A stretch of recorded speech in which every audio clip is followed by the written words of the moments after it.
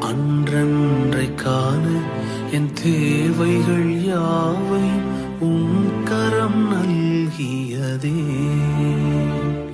நீர் நடத்திடும் விதங்களை சொல்ல பூரண வார்த்தையே இல்லை. நீர் நடத்திடும் விதங்களை சொல்ல